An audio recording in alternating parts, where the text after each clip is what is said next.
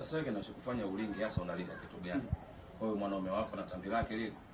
Mwanaume matatizo. Mwanaume anamaliza mpaka ruku ya nyumba. Akilala na koroma unit zinapururuka. Watu kama sisi handsome boy. Atuchoki tuko vizuri. Tunafanya kitu cha maana. Hatujui wapi kutongoza. Mimi bwanangu ndo nini? Si bwana gani sasa hiyo? Akikoroma nyumba mpaka inatima. Una wazimu? Na nani na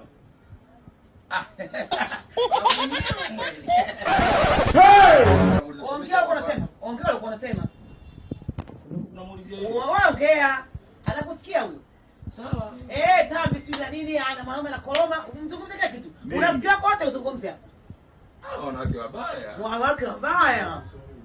Mimi nimekosema vibaya hapa jamani. Ndugu yangu sikiza, sisi wanatoa kiume. Huyo kashakimbia kwenye bustani yake kwa maneno ya uongo. Hapo kwa umesoma unafanya nini? Niko unakuulizia wewe. Unaulizia mimi vipi unakaa kama mpenzi wako au mkeo? Ndugu yangu. Eti kuna kibaya chochote nimeona. Kwenda zako. Umemponda huyu. Utakiwa njoo. Rudi hapa. Sema la kwanza.